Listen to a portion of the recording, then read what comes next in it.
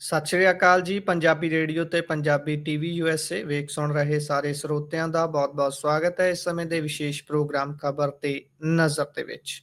ਖਬਰ ਤੇ ਨਜ਼ਰ ਪ੍ਰੋਗਰਾਮ ਦੇ ਵਿੱਚ ਜਿੱਥੇ ਦੇਸ਼ ਵਿਦੇਸ਼ ਦੇ ਨਾਲ ਜੁੜੀਆਂ ਹੋਈਆਂ ਅਹਿਮ ਖਬਰਾਂ ਤੇ ਚਾਨਣਾ ਪਾਈਦਾ ਹੈ, ਉੱਥੇ ਹੀ ਉਹਨਾਂ ਖਬਰਾਂ ਦੀ ਤਹਿ ਤੱਕ ਜਾਣ ਦੇ ਲਈ, ਖਬਰਾਂ ਦਾ ਵਿਸ਼ਲੇਸ਼ਣ ਕਰਨ ਦੇ ਲਈ ਸਾਥ ਹੁੰਦਾ ਹੈ ਸੀਨੀਅਰ ਪੱਤਰਕਾਰ ਮਿੰਟੂ ਗੁਰੂਸਰੀਆ ਜੀ ਦਾ। ਸੋ ਕਰਦੇ ਹਾਂ ਉਹਨਾਂ ਦਾ ਪ੍ਰੋਗਰਾਮ ਦੇ ਵਿੱਚ ਸਵਾਗਤ। ਬਹੁਤ-ਬਹੁਤ ਸਵਾਗਤ ਹੈ ਜੀ। ਸ਼ੁਕਰੀਆ ਸਾਰਿਆਂ ਨੂੰ। ਸਤਿ ਸ੍ਰੀ ਅਕਾਲ ਜੀ। ਸਤਿ ਸ਼੍ਰੀ ਅਕਾਲ ਜੀ। ਸੋ ਅੱਜ ਦੇ ਪ੍ਰੋਗਰਾਮ ਦੇ ਸਪਾਂਸਰਸ ਨੇ ਖਾਲਸਾ ਇੰਸ਼ੋਰੈਂਸ। ਲੰਬੇ ਸਮੇਂ ਤੋਂ ਇੰਸ਼ੋਰੈਂਸ ਦੇ ਖੇਤਰ ਦੇ ਵਿੱਚ ਸੇਵਾਵਾਂ ਨਿਭਾ ਰਹੇ ਨੇ। ਤੁਸੀਂ ਵੀ ਇੰਸ਼ੋਰੈਂਸ ਲੈਣ ਦੇ ਲਈ ਇਹਨਾਂ ਨੂੰ ਕਾਲ ਕਰ ਸਕਦੇ ਹੋ। ਨੰਬਰ ਹੈ 4082722500। ਟਿਰਕਿਆਣਾ ਇਮੀਗ੍ਰੇਸ਼ਨ ਲਾ ਫਰਮ। ਜੇ ਟਿਰਕਿਆਣਾ ਹੁਣਾਂ ਨਾਲ ਸੰਪਰਕ ਕਰ ਸਕਦੇ ਹੋ ਜੇਕਰ ਇਮੀਗ੍ਰੇਸ਼ਨ ਬਾਬਤ ਕਿਸੇ ਤਰ੍ਹਾਂ ਦੀ ਸਲਾਹ ਕਰਨੀ ਹੈ। Krishan Dhanota Yuba City. Baljinder Singh Nijjar Woodland. GN Lube ਵਾਲੇ ਟਰੱਕ ਵਾਸ਼ ਕਰਦੇ ਨੇ, ਆਇਲ ਚੇਂਜ ਕਰਦੇ ਨੇ, 에ਅਰ ਬ੍ਰੇਕਸ ਦਾ ਕੰਮ ਤਸੱਲੀ ਬਖਸ਼ ਕਰਦੇ ਨੇ। ਤੁਸੀਂ ਇਹਨਾਂ ਦੇ ਕੋਲੋਂ ਨਵੇਂ ਪੁਰਾਣੇ ਟਾਇਰ ਵੀ ਖਰੀਦ ਸਕਦੇ ਹੋ। ਲੋਕੇਸ਼ਨ ਸੈਂਟਾਨੇਲਾ ਦੇ ਵਿੱਚ ਹੈ। ਨਿੰਮਾ ਸਹੋਤਾ ਹੋਣਾ ਦਾ ਨੰਬਰ ਹੈ 209 277 0113। Jaswinder Singh Nagra Roseville. Avtar Singh Sangha Yuba City. Baldev Singh Kang Yuba City. ਬਹੁਤ-ਬਹੁਤ ਧੰਨਵਾਦ ਹੈ ਇਹਨਾਂ ਸਾਰੇ ਸਪਾਂਸਰਸ ਦਾ। ਹੁਣ ਰੁਕ ਕਰਦੇ ਹਾਂ ਖਬਰਾਂ ਦਾ। ਮਿੰਟੂ ਜੀ, ਸਭ ਤੋਂ ਪਹਿਲੀ ਖਬਰ ਤੇ ਪਾਇਓ ਚਾਨਣਾ। ਅੱਜ ਚੰਡੀਗੜ੍ਹ ਦੇ ਵਿੱਚ ਕਿਸਾਨਾਂ ਨੇ ਨਾਅਰੇ ਲਾਏ, ਕਿਸਾਨਾਂ ਨੇ ਇਕੱਠ ਕੀਤਾ, ਕਿਸਾਨਾਂ ਨੇ ਕਿਹੜੀ-ਕਿਹੜੀ ਬਾਤ ਪਾਈ ਅੱਜ, ਕਿਉਂਕਿ 5 ਸਾਲ ਪੂਰੇ ਹੋ ਗਏ ਨੇ ਜੀ ਜਿਹੜਾ ਦਿੱਲੀ ਵਾਲਾ ਮੋਰਚਾ ਸੀ ਉਸ ਨੂੰ ਫਤਿਹ ਕੀਤਿਆਂ। ਹਾਂਜੀ, ਦੇਖੋ ਚੰਡੀਗੜ੍ਹ ਦੇ ਵਿੱਚ ਇਹ ਜਿਹੜਾ ਇਕੱਠ ਸੀਗਾ ਕਿਸਾਨਾਂ ਦਾ, ਇਹ ਬਿਲਕੁਲ ਇੱਕ ਸੰਕੇਤਕ ਤੇ ਜਥੇਬੰਦਕ ਰਣਨੀਤਿਕ ਤੌਰ ਤੇ ਜੇ ਦੇਖੀਏ ਤੇ ਕੁਝ ਅਹਿਮ ਫੈਸਲੇ ਲੈਣ ਵਾਲਾ ਸੀਗਾ।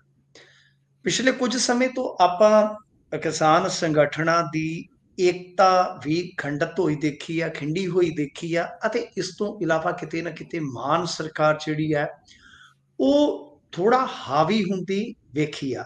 ਪਰ ਤੁਸੀਂ ਇੰਟਰਸਟਿੰਗ ਚੀਜ਼ ਦੇਖੋ ਕਿ ਚੰਡੀਗੜ੍ਹ 'ਚ ਈਜ਼ਲੀ ਕਿਸਾਨਾਂ ਨੂੰ ਐਕਸੈਸ ਮਿਲ ਰਿਹਾ ਹੈ, ਯਾਨੀ ਪਰਮਿਸ਼ਨ ਮਿਲ ਰਹੀ ਹੈ।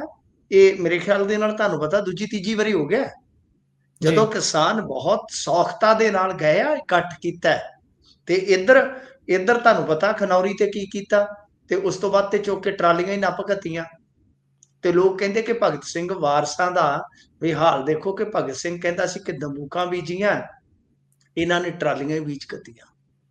ਤਾਂ ਮਤਲਬ ਕਿ ਇਹ ਇੱਕ ਆਪਣੇ ਆਪ ਦੇ ਵਿੱਚ ਬੜਾ ਇੰਟਰਸਟਿੰਗ ਫੈਕਟ ਹੈ। ਇਹ ਫੈਕਟ ਹੈ, ਇਹ ਕੋਈ ਧਾਰਨਾ ਜਾਂ ਕੋਈ ਉਹ ਨਹੀਂ ਹੈ ਕਿ ਇੱਥੇ ਇਹ ਕਹਿੰਦੇ ਆ ਕਿ ਅਸੀਂ ਸੜਕਾਂ ਤੇ ਵੀ ਨਹੀਂ ਉਤਰਨ ਦੇਵਾਂਗੇ। ਤੁਹਾਨੂੰ ਪਤਾ ਨਾ ਅਮਨ ਅਰੋੜਾ ਨੇ ਸ਼ਾਇਦ ਇਹ ਗੱਲ ਵੰਗਾਰ ਕੇ ਕਹੀ ਸੀ ਕਿ ਅਸੀਂ ਕਿਸੇ ਨੂੰ ਇਜਾਜ਼ਤ ਨਹੀਂ ਦੇਵਾਂਗੇ ਸੜਕਾਂ ਬਲੌਕ ਕਰਨ ਦੀ।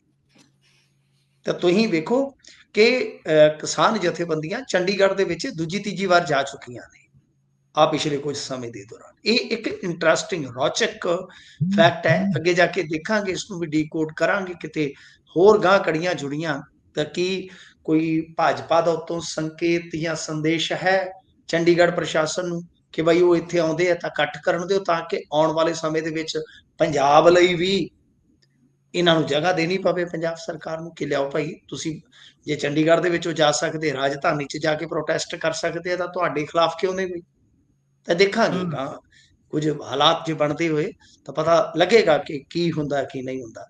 ਤਾਂ ਖੈਰ ਦੂਜੇ ਪਾਸੇ ਜੇ ਆਪਾਂ ਦੇਖੀਏ SKM ਵਾਲਿਆਂ ਨੇ ਜਿਹੜੀ ਰੈਲੀ ਕੀਤੀ ਹੈ, ਤਾਂ ਰੈਲੀ ਦੇ ਦੌਰਾਨ ਕਿਸਾਨਾਂ ਨੇ ਸਾਫ਼ ਚੇਤਾਵਨੀ ਦਿੱਤੀ ਹੈ ਕਿ ਜਲੰਧਰ ਖੰਡ ਮਿੱਲ ਜਿਹੜੀ ਹੈ ਜੇ ਤੁਰੰਤ ਚਾਲੂ ਨਾ ਕੀਤੀ ਗਈ ਤਾਂ ਵੀਰਵਾਰ ਤੋਂ ਜਲੰਧਰ ਹਾਈਵੇ ਜਾਮ ਕਰ ਦਿੱਤਾ ਜਾਊਗਾ। ਵੀਰਵਾਰ ਕਿੱਦਣ ਆ?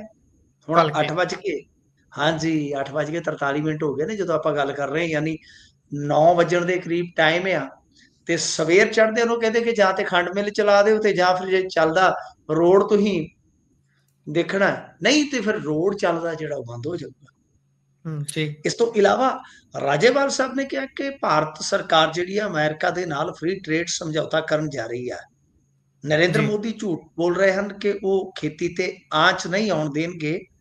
ਤੇ ਇੱਕ ਹੋਰ ਸੀਡ ਬਿੱਲ ਲਿਆਂਦਾ ਜਾ ਰਿਹਾ ਜਿਹਦੇ ਵਿੱਚ ਯੂਨੀਵਰਸਿਟੀ ਨੂੰ ਮਤਲਬ ਕਿ ਛੱਡ ਕੇ ਰਿਸਰਚ ਦਾ ਜਿਹੜਾ ਕੰਮ ਆ ਉਹ ਪ੍ਰਾਈਵੇਟ ਕੰਪਨੀਆਂ ਦੇ ਹੱਥ ਦਿੱਤਾ ਜਾਏਗਾ। ਮਤਲਬ ਕਿ ਜੋ ਆਪਾਂ ਯੂਨੀਵਰਸਿਟੀਆਂ ਤੋਂ ਖੋਜੇ ਹੋਏ ਬੀਜ ਲੈਨੇ ਆ, ਪ੍ਰਮਾਣਿਤ ਬੀਜ ਲੈਨੇ ਆ, ਤਾਂ ਉਹ ਸਾਰਾ ਪ੍ਰਬੰਧ ਜਿਹੜਾ ਨਿੱਜੀ ਕੰਪਨੀਆਂ ਨੂੰ ਦੇ ਦਿੱਤਾ ਜਾਏਗਾ। ਐਸਾ ਰਾਜੇਵਾਲ, ਜੀ ਕਿਉਂਕਿ ਰਾਜੇਵਾਲ ਨੂੰ ਮੈਂ ਇਸ ਗੱਲੋਂ ਬਹੁਤ ਪਾਏਦਾਰ ਬੰਦਾ ਮੰਨਦਾ ਕਿ ਜਿਹੜਾ ਇਹਨਾਂ ਦਾ ਸਟੱਡੀ ਵਰਕ ਆ, ਜਿਹੜਾ ਇਹਨਾਂ ਦਾ ਰਿਸਰਚ ਵਰਕ ਆ, ਇਹ ਪਹਿਲਾਂ ਹੀ ਦੱਸ ਦਿੰਦੇ ਹੁੰਦੇ ਨੇ ਬਹੁਤ ਸਾਰੀਆਂ ਚੀਜ਼ਾਂ। ਮੈਂ ਇਸ ਜੀ ਗੱਲੋਂ ਫੈਨ ਆ, ਕਿਉਂਕਿ ਕਿਸੇ ਵੀ ਬੰਦੇ ਦੇ ਵਿੱਚ ਕੁਆਲਿਟੀ ਹੋ ਸਕਦੀ ਹੈ, ਕਿਸੇ ਵੀ ਬੰਦੇ ਦੀ ਆਲੋਚਨਾ ਕੀਤੀ ਜਾ ਸਕਦੀ ਹੈ, ਕਿਉਂਕਿ ਆਲੋਚਨਾ ਜੋਗੀ ਉਹਦੇ ਚ ਕੋਈ ਨਾ ਕੋਈ ਕਮੀ ਵੀ ਹੁੰਦੀ ਹੈ। ਤਾਂ ਬਹਰਹਾਲ ਜੀ ਇੱਧਰ ਜਿਹੜਾ ਆਪਾਂ ਦੇਖੀਏ ਤਾਂ ਬਿਜਲੀ ਸੋਧ ਬਿੱਲ ਵੀ ਇੱਕ ਨਾ ਹੈਗਾ ਹੈ, ਜਿਹੜਾ ਕਿ ਜੀ ਆਉਣ ਵਾਲੇ ਸਮੇਂ ਦੇ ਵਿੱਚ ਇਹ ਵੀ ਵੱਡਾ ਮੇਰੇ ਖਿਆਲ ਦੇ ਨਾਲ ਭੇੜ ਬਣੇਗਾ। ਇਹ ਜੀ ਕੇਂਦਰ ਦੇ ਖਿਲਾਫ ਹੈ ਮੇਨਲੀ, ਪਰ ਇੱਥੇ ਹੁਣ ਜੇ ਦੇਖੀਏ ਤਾਂ ਐਸਕੇਐਮ ਨੇ 3 ਘੰਟਿਆਂ ਵਾਸਤੇ ਸ਼ਾਇਦ ਇਹ ਇਜਾਜ਼ਤ ਹਾਸਲ ਕੀਤੀ ਸੀ। 3 ਕੁ ਘੰਟੇ ਦਾ ਇਹ ਇਕੱਠ ਆ। ਇਕੱਠ ਚੰਗਾ ਸੀ, ਰੌਣਕ ਚੰਗੀ ਸੀ। ਮੈਂ ਦੇਖ ਰਿਹਾ ਸੀਗਾ ਉਗਰਾਹਾਂ ਦਾ ਕਾਡਰ ਜਿਹੜਾ ਉਹ ਤੁਹਾਨੂੰ ਪਤਾ ਦੂਰ ਤੇ ਨਜ਼ਰ ਆਉਂਦਾ ਹੈ। ਤਾਂ ਇਹ ਤੋਂ ਇਲਾਵਾ ਜੇ ਆਪਾਂ ਵੇਖੀਏ ਹੋਰ ਵੀ ਜਥੇਬੰਦੀਆਂ ਨੇ ਵੱਧ ਚੜ ਕੇ ਹਿੱਸਾ ਲਿਆ ਤੇ ਇੱਕ ਮੈਮੋਰੰਡਮ ਦੇਣ ਦੇ ਨਾਲ ਹੀ ਕਿਸਾਨ ਰੈਲੀ ਜਿਹੜੀ ਆ ਉਹ ਖਤਮ ਹੋ ਗਈ ਆ। ਤਾਂ ਹੁਣ ਇੱਕ ਦੋ ਚੀਜ਼ਾਂ ਜਿਹੜੀਆਂ ਨੇ ਉਹ ਵੇਖਣਯੋਗ ਹੋਣਗੀਆਂ। ਇੱਕ ਤੇ ਜਿਹੜਾ ਐਲਾਨ ਹੋਇਆ ਕਿ ਬਿਜਲੀ ਸੋਧ ਬਿੱਲ 2025 ਹੈ ਜਿਹੜਾ, ਉਹਦੇ ਖਿਲਾਫ ਮੀਟਿੰਗ ਹੋਏਗੀ 28 ਨਵੰਬਰ ਨੂੰ, ਤੇ ਉਸ ਤੋਂ ਬਾਅਦ ਕਿਸੇ ਵੱਡੇ ਅੰਦੋਲਨ ਦਾ ਐਲਾਨ। ਮੈਂ ਜਿਵੇਂ ਕਹਿ ਕੇ ਆਇਆ ਉੱਤੇ ਕਿ ਜੀ ਇਹ ਇੱਕ ਬੜਾ ਵੱਡਾ ਭੇੜ ਬਣ ਸਕਦਾ ਆਉਣ ਵਾਲੇ ਸਮੇਂ 'ਚ, ਕਿਉਂਕਿ ਦੇਖੋ ਬਿਜਲੀ ਸੋਧ ਬਿੱਲ ਕੀ ਆ, ਸਿੰਪਲ ਹੈ, ਸਾਦੇ ਢੰਗ ਨਾਲ ਸਮਝ ਲਓ ਕਿ ਇਹਦੇ ਜੀ ਵਿੱਚ ਫਰੈਂਚਾਈਜ਼ ਸਿਸਟਮ ਲਈ ਰਸਤਾ ਖੋਲ੍ਹਿਆ ਜਾਂਦਾ, ਲਾਇਸੈਂਸ ਸਿਸਟਮ, ਫਿਰ ਇਹਦੇ ਵਿੱਚ ਬਿਜਲੀ ਸਬਸਿਡੀ ਸਮੇਤ ਕ੍ਰਾਸ ਸਬਸਿਡੀ। ਇਹ ਵੈਸੇ ਤੇ ਕਹਿ ਲਓ ਕਿ ਵਿਆਖਿਆ ਵਾਲੇ ਵਿਸ਼ੇ ਆ, ਆਪਾਂ ਇਹਦੇ ਤੇ ਪਹਿਲਾ ਪ੍ਰੋਗਰਾਮ ਕਰ ਚੁੱਕੇ ਹਾਂ, ਸੋ ਰੈਪੀਟੀਸ਼ਨ ਜੀ ਨਹੀਂ ਦੇਣਾ ਚਾਹਾਂਗਾ, ਲੰਮਾ ਚੌੜਾ ਹੋ ਜਾਏਗਾ ਪ੍ਰੋਗਰਾਮ। ਤਾਂ ਗੱਲ ਇਹ ਆ ਕਿ ਇਹਦੇ ਵਿੱਚ ਕਿਸਾਨਾਂ ਨੂੰ ਸਾਹ ਪਤਾ ਹੈ ਕਿ ਇੱਕ ਤੇ ਸਾਡੀ ਖੇਤੀ ਵਾਲੀ ਜਿਹੜੀ ਸਬਸਿਡੀ ਆ ਉਹ ਹੌਲੀ ਹੌਲੀ ਗਈ ਸਮਝੋ, ਜੀ ਜਿਹੜੀ ਮੁਫਤ ਬਿਜਲੀ ਬਾਲਦੇ ਨੇ। ਦੂਜਾ ਕਿ ਘਰੇਲੂ ਜਿਹੜੀ ਬਿਜਲੀ ਆ ਉਹ ਨਾ ਸਿਰਫ ਸਬਸਿਡੀ ਜਿਵੇਂ 300 ਪਲੱਸ 300 ਯੂਨਿਟ, ਯਾਨੀ 2 ਮਹੀਨਿਆਂ ਦੀ 600 ਯੂਨਿਟ ਮਿਲਦੀ ਆ ਫ੍ਰੀ, ਇਹ ਖਤਮ ਹੋ ਜਾਏਗੀ ਆਉਣ ਵਾਲੇ ਕੁਝ ਸਾਲਾਂ ਦੇ ਵਿੱਚ। ਬਲਕਿ ਤੁਹਾਨੂੰ ਪਹਿਲਾਂ ਜਿੱਦਾਂ ਤੁਹਾਡਾ ਮੋਬਾਈਲ ਰੀਚਾਰਜ ਹੁੰਦਾ ਤੇ ਤੁਸੀਂ ਕਾਲਿੰਗ ਕਰ ਸਕਦੇ ਹੋ ਜਾਂ ਕਾਲਿੰਗ ਸੁਣ ਸਕਦੇ ਹੋ, ਤੁਹਾਨੂੰ ਇਸ ਤਰ੍ਹਾਂ ਦਾ ਸਿਸਟਮ ਜਿਹੜਾ ਹੈ ਉਹ ਢੋਣਾ ਪੈ ਸਕਦਾ ਹੈ। ਜੀ ਇਸ ਖਰੜੇ ਨੂੰ, ਇਸ ਮਸੌਦੇ ਨੂੰ ਮੈਂ ਚੰਗੀ ਤਰ੍ਹਾਂ ਪੜ੍ਹਿਆ। ਹਾਂ, ਸੀਡ ਬਿੱਲ ਬਾਰੇ ਮੈਂ ਇੰਨਾ ਜ਼ਿਆਦਾ ਨਹੀਂ ਪੜ੍ਹ ਸਕਿਆ, ਪਰ ਬਿਲਕੁਲ ਇੱਕ ਦੋ ਤੌਖਲੇ ਮੇਰੇ ਵੀ ਸੀਗੇ। ਪਰ ਉਹਦੇ 'ਚ ਹੁਣ ਇੱਕ ਐਡੀਸ਼ਨ ਜਿਹੜਾ ਇਹਨਾਂ ਨੇ ਕੀਤਾ ਕਿ ਨਿੱਜੀ ਕੰਪਨੀਆਂ ਨੂੰ ਅਧਿਕਾਰ ਖੇਤਰ ਜਿਹੜੇ ਆ ਉਹ ਸੌਂਪ ਦਿੱਤੇ ਜਾਣਗੇ, ਯਾਨੀ ਡਿਪੈਂਡੇਬਿਲਿਟੀ ਜਿਹੜੀ ਨਿਰਭਰਤਾ ਜਿਹੜੀ ਹੈ ਕਿਸਾਨ ਦੀ ਬਿਲਕੁਲ ਉਹ ਕੰਪਨੀਆਂ ਤੇ ਹੋ ਜਾਏਗੀ। ਤਾਂ ਇਹ ਆਪਣੇ ਆਪ ਦੇ ਵਿੱਚ ਬੜਾ ਖਤਰਨਾਕ ਹੈ ਕੰਮ, ਕਿਉਂਕਿ ਅੱਗੇ ਹੀ ਅਸੀਂ ਆਪਣੇ ਬੀਜ ਜਿਹੜੇ ਆ ਉਹ ਖਤਮ ਕਰਕੇ, ਦੇਸੀ ਬੀਜ ਖਤਮ ਕਰਕੇ, ਅਸੀਂ ਜੋ ਇਹ ਮਲਟੀਨੈਸ਼ਨਲ ਕੰਪਨੀਆਂ ਉਹਨਾਂ ਦੇ ਉੱਤੇ ਡਿਪੈਂਡ ਹੋ ਚੁੱਕੇ ਆ। ਸਾਡੇ ਹੀ ਸੰਭਾਲਾ ਦੇ ਵਿੱਚ ਸਾਡੇ ਘਰੇ ਹੀ ਬਰਸੀਨ ਦਾ ਬੀਜ ਹੁੰਦਾ ਸੀ, ਜਵੀ ਦਾ ਬੀਜ ਹੁੰਦਾ ਸੀ, ਜੌਂ ਹੁੰਦੇ ਸਨ, ਸਰੋਂ ਹੁੰਦੀ ਸੀਗੀ, ਨਰਮੇ ਦਾ ਬੀਜ ਸਾਡਾ ਆਪਣਾ ਹੁੰਦਾ ਸੀਗਾ। ਠੀਕ ਹੈ ਨਾ ਜੀ। ਕਮਾਦ ਤੇ ਜੀ ਲੱਗ ਹੀ ਜਾਂਦਾ ਗੰਨੇ ਤੋਂ। ਮਤਲਬ ਕਿ ਜਿਵੇਂ ਕਹਿ ਲਈਏ ਕਿ ਟਿੰਡਿਆਂ ਤੋਂ ਲੈ ਕੇ ਤੋਰੀਆਂ ਤੱਕ ਦਾ ਸਾਰੇ ਬੀਜ ਸਾਡੇ ਕੋਲ ਹੁੰਦੇ ਸਨ। ਹੌਲੀ ਹੌਲੀ ਤੁਸੀਂ ਦੇਖ ਲਓ ਅਸੀਂ ਬਿਲਕੁਲ ਬਾਜ਼ਾਰ ਤੇ ਨਿਰਭਰ ਹੋ ਗਏ।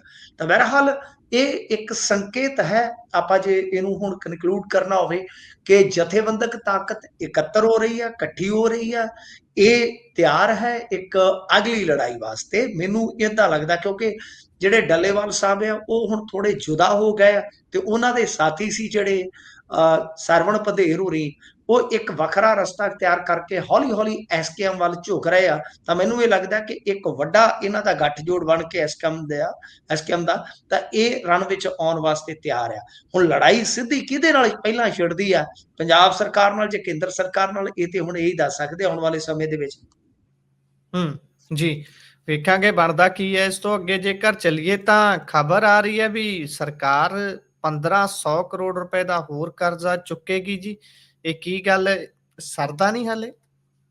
ਸਰਦਾ ਨਹੀਂ ਸਾਡਾ, ਜਿਵੇਂ ਹੁੰਦਾ ਨਾ ਯਾਰਾਂ ਬਿਨਾ ਸਰਦਾ ਨਹੀਂ, ਪੰਜਾਬ ਦਾ ਹੁਣ ਕਰਜ਼ੇ ਬਿਨਾ ਕਿੱਥੇ ਸਰਦਾ ਹੈ ਜੀ।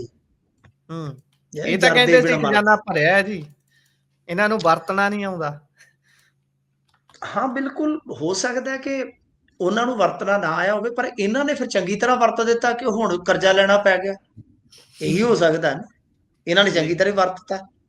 ਤਾਂ ਗੱਲ ਇਹ ਆ ਕਿ ਭਈ ਇਹ ਜਿਹੜੀਆਂ ਗੱਲਾਂ ਹੁੰਦੀਆਂ ਨੇ, ਜੁਮਲੇਬਾਜ਼ੀਆਂ ਹੁੰਦੀਆਂ ਜਿਹੜੀਆਂ, ਹੂੰ, ਉਹ ਬੜੀਆਂ ਸਾਡੇ ਵਿੱਚ ਵੀ ਹੁੰਦੇ ਸੀਗੇ ਕਈ ਬੜੀਆਂ ਨਾ, ਅਸੀਂ ਜਦੋਂ ਖੇਡਦੇ ਹੁੰਦੇ ਸੀ ਤੇ ਉਹਨਾਂ ਨੇ ਬੜੀਆਂ ਗੱਲਾਂ ਕਰਨੀਆਂ, ਐ ਕਰ ਦਿਆਂਗੇ, ਵਾਹ ਕਰ ਦਿਆਂਗੇ, ਫਲਾਂ ਕਰ ਦਿਆਂਗੇ, ਚੱਕ ਦਿਆਂਗੇ ਫੱਟੇ, ਨੱਪ ਦਿਆਂਗੇ ਕਿੱਲੇ। ਤੇ ਜਦੋਂ ਸਾਹਮਣੇ ਆ ਜਾਣੇ ਨਾ ਤੁਹਾਡੇ ਵਰਗੇ 1.5 ਗਜ ਛਾਤੀਆਂ ਵਾਲੇ, ਤੇ ਮੁੜ ਕੇ ਕਹਿੰਦੇ ਸੀ ਛੱਡ ਦਈਏ ਯਾਰ, ਮੈਂ ਛੱਡ ਦਈਏ ਪਰੇ। ਤਾਂ ਮਤਲਬ ਕਿ ਵੀ ਇਹ ਗੱਲਾਂ ਕਰਨੀਆਂ, ਜੁਮਲੇਬਾਜ਼ੀਆਂ ਬਹੁਤ ਸੌਖੀਆਂ ਸੀ। ਜੀ, ਗੱਲ ਉਹ ਹੁੰਦੀ ਆ ਕਿ ਜਦੋਂ ਤੁਹਾਨੂੰ ਸਾਬਤ ਕਰਨਾ ਪਵੇ ਕਿ ਤੁਸੀਂ ਜੋ ਕਹਿੰਦੇ ਸੀ ਉਹ ਕਰਤਾ ਹੈ, ਸਾਬਤ ਕਰਤਾ ਹੈ, ਕਿਆ ਜੀ ਮੈਂ ਜੀ, ਕਰਕੇ ਦਿਖਾਤਾ। ਉਹਦੇ ਚ ਬੜਾ ਫਰਕ ਆ, ਉਹਦੇ ਚ ਬਹੁਤ ਫਰਕ ਆ। ਸੋ ਗੱਲ ਇਹ ਆ ਕਿ ਖਜ਼ਾਨਾ ਖਾਲੀ ਮੇਰੇ ਖਿਆਲ ਦੇ ਨਾਲ ਮਨਪ੍ਰੀਤ ਬਾਦਲ ਨੇ ਦੱਸਤਾ ਸੀ ਪੰਜਾਬੀਆਂ ਨੂੰ, ਪਰ ਸਮਝੇ ਬਹੁਤ ਲੇਟ ਆ। ਹੂੰ, ਮਨਪ੍ਰੀਤ ਜੀ, ਬਾਦਲ ਨੇ ਘੱਟੋ ਘੱਟ ਆਪਦੀ ਰਾਜਨੀਤਿਕ ਕੈਰੀਅਰ ਦੀ ਇਹ ਤੇ ਸਭ ਤੋਂ ਵੱਡੀ ਸੱਚਾਈ ਦੱਸਦੀ ਸੀ ਕਿ ਬਾਈ ਖਜ਼ਾਨਾ ਖਾਲੀ ਹੈ। ਤਾਂ ਆਪਾਂ ਉਹਨੂੰ ਪੀਪਾ ਮੰਤਰੀ ਕਹਿੰਦੇ ਹੁੰਦੇ ਸੀ, ਤੁਹਾਨੂੰ ਯਾਦ ਹੋਣਾ। ਜੀ, तो खैर सबसिडियां ਦੇ ਰਿਫਾਰਮਸ ਦੀ ਵੀ ਸਭ ਤੋਂ ਪਹਿਲਾਂ ਗੱਲ ਮਨਪ੍ਰੀਤ ਬਾਦਲ ਨੇ ਕੀਤੀ ਸੀ। ਮੈਂ ਹਮੇਸ਼ਾ ਕਹਿੰਦਾ ਕਿ ਯਾਰ ਜਿਹੜੇ ਬੰਦੇ ਨੇ ਕੁਝ ਚੰਗਾ ਕੀਤਾ, ਜਾਂ ਜਿਹੜੇ ਬੰਦੇ ਨੇ ਅਗਾਊਂ ਆਪਾਂ ਨੂੰ ਕੋਈ ਸੰਕੇਤ ਦਿੱਤਾ ਕਿਸੇ ਪੱਖ ਤੋਂ, ਤਾਂ ਉਹਨੂੰ ਯਾਦ ਕਰ ਲੈਣਾ ਚਾਹੀਦਾ, ਉਹਨੂੰ ਉਹ ਕ੍ਰੈਡਿਟ ਜ਼ਰੂਰ ਦੇਣਾ ਚਾਹੀਦਾ।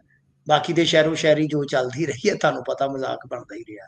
ਤਾਂ ਖੈਰ ਜੀ, ਅੱਜ ਹੁਣ ਸਬਸਿਡੀਆਂ ਦੇ ਰਿਫਾਰਮਸ ਦੀ ਵੀ ਗੱਲ ਚੱਲ ਰਹੀ ਆ, ਅੱਜ ਕਰਜ਼ੇ ਦੀ ਵੀ ਗੱਲ ਚੱਲ ਰਹੀ ਹੈ, ਤੇ ਖਾਲੀ ਬਈ ਖਜ਼ਾਨੇ ਦੀ ਵੀ ਗੱਲ ਚੱਲ ਰਹੀ ਆ। ਦਰਅਸਲ ਕੀ ਆ ਜੇ ਆਪਾਂ ਮਨਪ੍ਰੀਤ ਦੀ ਗੱਲ ਨੂੰ ਲੈ ਕੇ ਤੋਰੀ ਅੱਗੇ, ਕਿ ਜੀ, ਅੱਜ ਪੰਜਾਬ ਦੇ ਸਿਰ ਤੇ ਬੋਝ ਇੰਨਾ ਹੈ ਸਰ, ਇੰਨਾ ਹੈ ਕਿ ਕਰਜ਼ੇ ਦੇ ਬਿਨਾ ਇੱਕ ਸਕਿੰਟ ਵੀ ਨਹੀਂ ਲੰਘ ਸਕਦਾ ਪੰਜਾਬ। ਮੈਂ ਕੀ ਕਹਿ ਰਿਹਾ, ਹੂੰ, ਮੈਂ ਰਿਪੀਟ ਕਰਦਾ ਕਿ ਇਕਾਈ ਆਪਾਂ ਸਕਿੰਟ ਨੂੰ ਲਈਏ, ਸਭ ਤੋਂ ਛੋਟੀ ਇਕਾਈ ਹੈ। ਜੀ, ਹੁਣ ਨਿਮਕ ਜਾਂ ਜਿਵੇਂ ਅੱਖਾਂ ਦੇ ਝਮੱਕੇ ਨੂੰ, ਉਹ ਵੀ ਇੱਕ ਇਕਾਈ ਹੁੰਦੀ ਸੀ ਨਾ ਟਾਈਮ ਦੀ, ਜੀ, ਪੁਰਾਣੇ ਜ਼ਮਾਨਿਆਂ ਦੇ ਵਿੱਚ। ਉਹ ਤੇ ਮਤਲਬ ਕਿ ਹੁਣ ਨਹੀਂ ਆਪਾਂ ਗਿਣਦੇ, ਸਭ ਤੋਂ ਛੋਟੀ ਇਕਾਈ ਸੈਕਿੰਡ ਗਿਣ ਲਈਏ ਆਪਾਂ, ਮਿਲੀ ਸਕਿੰਟ ਵੀ ਨਾ ਗਿਣੀਏ, ਜੀ, ਵੈਸੇ ਤਾਂ ਮਿਲੀ ਸਕਿੰਟ ਵੀ ਹੁੰਦਾ ਹੈ। ਤਾਂ ਸਕਿੰਟ ਮਤਲਬ 86,400 ਸਕਿੰਟ ਹੁੰਦਾ ਨਾ 24 ਘੰਟਿਆਂ ਦੇ ਵਿੱਚ। ਤੇ ਜੀ, ਇੱਕ ਵੀ ਸਕਿੰਟ ਉਹਨੂੰ ਆਪਾਂ ਜੇ ਦੇ ਲਈਏ, ਭਾਗ ਦੇ ਲਈਏ, ਤਕਸੀਮ ਦੇ ਲਈਏ ਕਰਜ਼ੇ ਨੂੰ, ਤਾਂ ਮੈਨੂੰ ਲੱਗਦਾ ਕਿ ਇੱਕ ਵੀ ਸਕਿੰਟ ਜਿਹੜਾ ਸੁੱਕਾ ਨਹੀਂ ਲੰਘਦਾ, ਕਰਜ਼ੇ ਨਾਲ ਹੀ ਲੰਘਦਾ। ਹੂੰ, ਤਾਂ ਜੀ, 1500 ਕਰੋੜ ਰੁਪਈਆ ਇਹਨਾਂ ਨੇ ਹੋਰ ਚੁੱਕਣ ਵਾਸਤੇ ਜਿਹੜਾ ਆਪਣਾ ਮਨ ਸੀ ਉਹ ਬਣਾਇਆ ਸੀ। ਉਸ ਤੋਂ ਬਾਅਦ ਇਸ ਨੂੰ ਨੋਟੀਫਾਈਡ ਕਰ ਦਿੱਤਾ, ਤਾਂ ਬਾਜ਼ਾਰ ਦੇ ਵਿੱਚੋਂ 1500 ਕਰੋੜ ਦਾ ਕਰਜ਼ਾ ਇਹਨਾਂ ਨੇ ਬੋਝ ਕੇ ਜੇ ਚੁੱਕ ਲਿਆ, ਚੁੱਪ ਕਰਕੇ ਚੁੱਕ ਲਿਆ, ਜਿਹੜਾ ਕਿ 8 ਸਾਲਾਂ ਦੀ ਮਿਆਦ ਵਾਸਤੇ ਆ। 26 ਨਵੰਬਰ 2033 ਤੱਕ ਇਸ ਨੂੰ ਚੁਕਾਇਆ ਜਾਵੇਗਾ, ਮੋੜਿਆ ਜਾਵੇਗਾ। ਮੈਂ ਇਸੇ ਕਰਕੇ ਕਹਿਣਾ ਕਿ ਸਰਕਾਰ ਭਾਵੇਂ ਅਈਓ ਰਿਪੀਟ ਹੋ ਜਾਵੇ, ਤੇ ਭਾਵੇਂ ਸੁਖਬੀਰ ਬਾਦਲ ਆ ਜਾਵੇ, ਤੇ ਭਾਵੇਂ ਆ ਜਾਵੇ ਕੋਈ ਕਾਂਗਰਸ ਦਾ, ਸਰ ਜੀ, ਪੰਜਾਬ ਨੂੰ ਚਲਾਉਣਾ ਹੁਣ ਹਾਰੀ ਸਾਰੀ ਦਾ ਕੰਮ ਨਹੀਂ ਜੇ ਹੈਗਾ। ਜੀ, ਆਹੀ ਕੁਝ ਉਹਨਾਂ ਵਾਸਤੇ ਬੋਲ ਰਹੇ ਹੋਵਾਂਗੇ ਆਪਾਂ ਇੱਕ ਦਿਨ, ਮੇਰੀ ਗੱਲ ਯਾਦ ਰੱਖ ਲਓ, ਇੱਥੇ ਕਾਪੀ ਤੇ ਲਿਖ ਕੇ ਰੱਖ ਲਓ। ਜੀ, ਜੀ, ਜਦ ਸਹੀ 5 ਸਾਲਾਂ ਬਾਅਦ ਕਿਸੇ ਵੀ ਸਰਕਾਰ ਦੀ ਆਪਾਂ ਗੱਲ ਕਰ ਰਹੇ ਹੋਏ, ਤਾਂ ਤੁਸੀਂ ਦੇਖੋ ਕਿ ਇਹੀਓ ਗੱਲਾਂ ਕਰ ਰਹੇ ਹੋਵਾਂਗੇ, ਹੂੰ, ਕਿਉਂਕਿ ਗੱਡੀ ਲੀਹੋਂ ਲੱਥੀ ਪਈ ਆ। ਤਾਂ ਬਹਰਹਾਲ 1500 ਕਰੋੜ, ਤਾਂ ਇਹਦਾ ਮਤਲਬ ਇਹੋ ਆ ਕਿ ਜੇ ਆਪਾਂ 25-26 ਦੇ ਬਜਟ ਦੇ ਅਨੁਸਾਰ ਦੇਖੀਏ, ਤਾਂ ਉਤੋਂ ਅੱਗੇ ਜਾ ਕੇ ਆਪਾਂ ਇਹ ਫਾਈਨੈਂਸ ਈਅਰ ਜਿਹੜਾ ਉਹ ਖਾਤਮੇ ਦਾ ਦੇਖਾਂਗੇ 31 ਮਾਰਚ 2026 ਨੂੰ, ਤਾਂ ਮੇਰੇ ਖਿਆਲ ਦੇ ਨਾਲ ਇਹ ਜਿਹੜਾ ਸਰ ਕਰਜ਼ਾ ਹੋਏਗਾ ਆਪਣਾ ਲਗਭਗ 4.25 ਲੱਖ ਕਰੋੜ ਤੱਕ ਦਾ ਪਹੁੰਚ ਚੁੱਕਾ ਹੋਏਗਾ। ਯਾਨੀ ਇਹ ਸਰਕਾਰ ਜਾਂਦਿਆਂ ਜਾਂਦਿਆਂ ਮੇਬੀ 5 ਲੱਖ ਕਰੋੜ ਦਾ ਅੰਕੜਾ ਜਿਹੜਾ ਸ਼ੋ ਜਾਏਗੀ। ਯਾਨੀ ਹੂੰ, 2.5 ਕੁਤੇ ਆਏ ਸਨ, ਤਾਂ ਹਿਸਾਬ ਲਾ ਲਓ ਦੁੱਗਣਾ ਚੜ ਗਿਆ 5 ਸਾਲਾਂ 'ਚ।